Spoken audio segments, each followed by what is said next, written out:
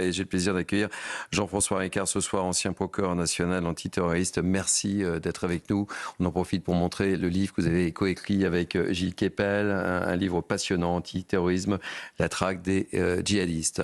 Avant de vous interroger, mais vous allez voir que tout est lié dans cette émission, on va parler de la sécurité sur les marchés de Noël. Et je vous poserai la question de savoir s'il est légitime d'être très inquiet. En tous les cas, Laurent Nunez, vous le savez, a décidé de placer tous les marchés de Noël sous très haute surveillance. Et on va retrouver Chloé Tarka et Charles Pousseau du côté de l'Hôtel de Ville de Paris. Bonsoir Chloé Tarka, merci d'être avec nous. Vous avez pu interroger des Parisiens. Quel est l'état d'esprit ce soir à Paris? Est-ce qu'il y a de l'inquiétude? Racontez-nous tout, je veux tout savoir.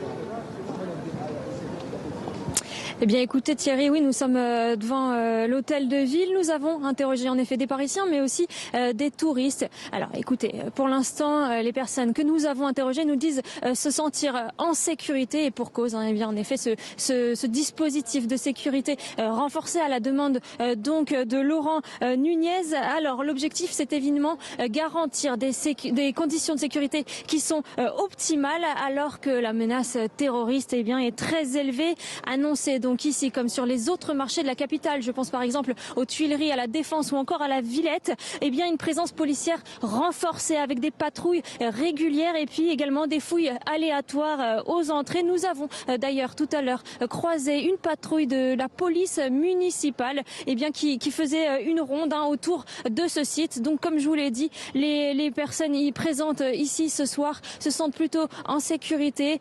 Toutes ces patrouilles amènent également au sentiment eh bien, de bonne ambiance ici, un sentiment bon enfant, un sentiment familial. Les gens se sentent bien, on boit du vin chaud et puis finalement on peut enfin profiter peut-être un petit peu de cette magie de Noël. Merci pour ces mots magiques, ça fait du bien dans ce contexte actuel. Chloé Tarka avec Charles Pousseau. Merci encore Jean-François Ricard d'être avec nous. Faut-il être inquiet? Ça sera ma première question. Avec ces marchés de Noël, est-ce que cette menace terroriste existe? Je pense que M. Nunez a parfaitement raison de prendre un certain nombre de mesures. Les marchés de Noël, les lieux de culte, et notamment à la période de Noël, ont toujours été une obsession des djihadistes. Rappelez-vous, décembre 2000, donc il y a plus de 25 ans, déjà, le marché de Noël de Strasbourg avait été un objectif. Et un attentat avait été déjoué à très peu de choses près. Les armes avaient été rassemblées, les explosifs étaient prêts, tout avait été réalisé pour faire un massacre. Quelques jours avant la possible entrée en vigueur de ce projet, ces individus ont été neutralisés. 2018, hélas, même marché de Noël de Strasbourg, cette fois-ci, l'attentat avait été réalisé, il y a eu 5 morts. Et puis en 2022, toujours à Strasbourg, il y a eu des arrestations qui ont permis d'éviter également d'autres opérations. Les lieux de culte, en France, sont parmi les objectifs de ces individus. Il y a eu Saint-Étienne-du-Rouvray, il y a eu la basilique de Nice. On doit donc être particulièrement prudent encore aujourd'hui. Est-ce que la France a les moyens de lutter contre cette menace terroriste aujourd'hui en 2025 ? Écoutez, c'était l'objet du livre que nous avons travaillé ensemble, Gilles Kepel et moi. On a fait un constat, en 30 ans, on est beaucoup plus outillés qu'on ne l'était en 1994-1995, quand ce phénomène du terrorisme djihadiste est apparu chez nous pour la première fois. Les services sont dotés de moyens importants, ils travaillent de manière beaucoup plus articulée entre eux, et la justice antiterroriste elle-même travaille en lien étroit avec l'ensemble des services. Donc nous sommes beaucoup plus outillés que nous l'étions dans le passé. Est-ce que vous arrivez à identifier d'où vient cette menace ?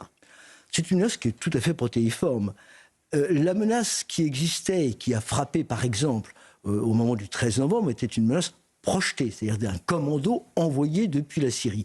Aujourd'hui, compte tenu des défaites militaires de Daesh, on peut estimer, et c'est ce que pensent tous les observateurs, que ce type de menace est moins prégnant qu'il ne l'a été. Mais il y a d'autres formes de menaces, une menace notamment inspirée par des individus qui sont chez nous, sur notre territoire, et qui, sans avoir besoin d'être actionnés, peuvent agir, soit par les moyens rudimentaires, le couteau, le véhicule, soit, comme on l'a vu, dès l'année 2017, en confectionnant eux-mêmes des explosifs, en obtenant des armes, en se préparant et en agissant sur le territoire. C'est cette menace-là qui paraît être aujourd'hui la plus dangereuse pour l'ensemble de notre pays. Paul Amar.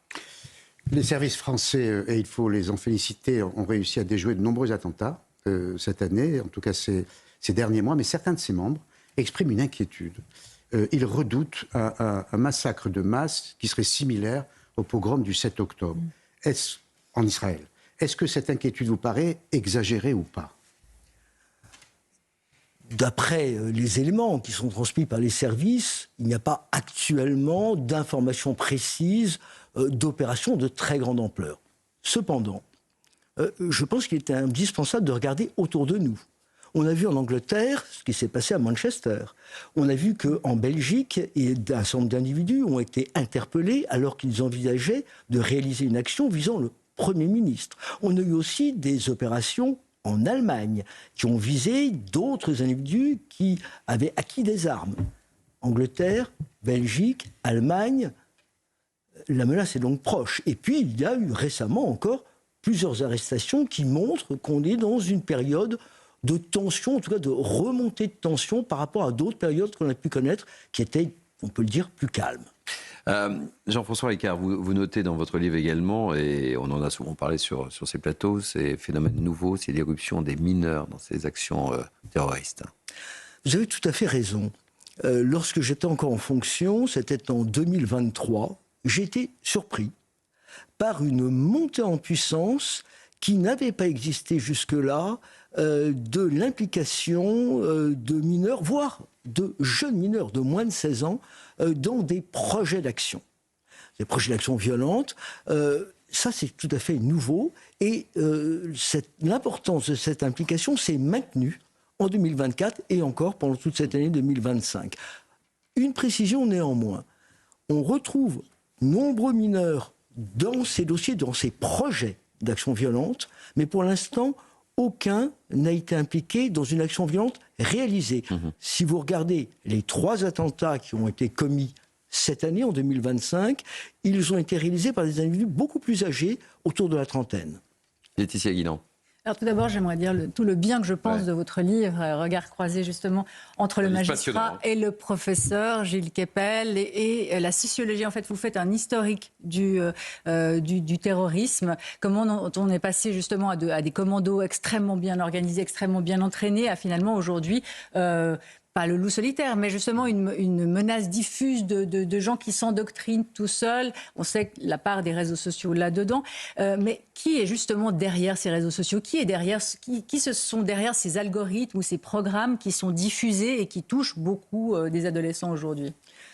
Il y a déjà une quinzaine d'années, les responsables des différentes grandes organisations, Al-Qaïda d'une part, et d'autre part ce qui va donner l'État islamique, avaient défini des priorités. Et une de leurs priorités, c'était le djihad médiatique, c'est-à-dire la diffusion de l'information, en donnant carte blanche à chacun d'agir en quelque sorte comme bon lui semble, c'est-à-dire en utilisant les moyens qui sont à sa disposition et en lui laissant le choix des cibles qui peuvent être déterminées, y compris au dernier moment.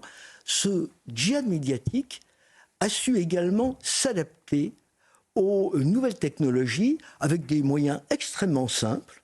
L'intelligence artificielle maintenant pouvant être également au soutien de ces productions et en diffusant des vidéos, par exemple, qui s'adaptent parfaitement à ce public très jeune et qui reprend les canons de ce qu'il regarde à longueur de journée. Mais qui sont les têtes justement qui sont derrière ces diffusions ? Parce que effectivement Daesh a été décapité, Al-Qaïda en partie aussi. Qui sont les diffuseurs ? Il n'y a plus besoin de tête.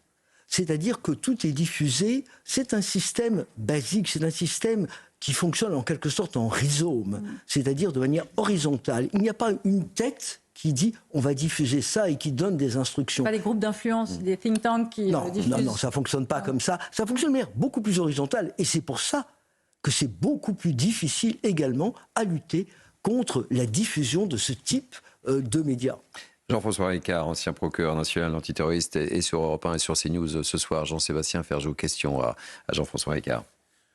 Oui, je me souviens qu'après les attentats du Bataclan notamment, il y avait des numéros verts qui avaient été mis en place pour que les familles qui repéraient la radicalisation de leurs membres puissent prévenir. Il me semble que ça avait assez bien fonctionné à l'époque, et notamment que les femmes dans les familles, dans les environnements, prévenaient quand elles voyaient leur fils, leur frère dériver. Est-ce que ce mouvement-là s'est poursuivi? Est-ce qu'on peut compter justement malgré tout sur l'entourage des gens qui sont dans des, en tout cas quand c'est repérable, ça ne l'est pas toujours, de gens qui sont dans des dérives de radicalisation ou terroristes pour alerter les autorités? Alors, ça fonctionne toujours. Moi, je l'ai vu et nous en avons bénéficié à plusieurs reprises, de manière très concrète, ce qui a permis d'éviter un certain nombre d'actions. Mais ça ne peut pas toujours fonctionner. Il y a des jeunes qui sont en pleine dérive, pour les points de vue psychologiques d'une part, et puis d'autres qui fonctionnent dans des milieux qui, eux, sont totalement favorables au djihadisme. Et par contre, ce n'est pas ce milieu-là qui va les dénoncer à qui que ce soit.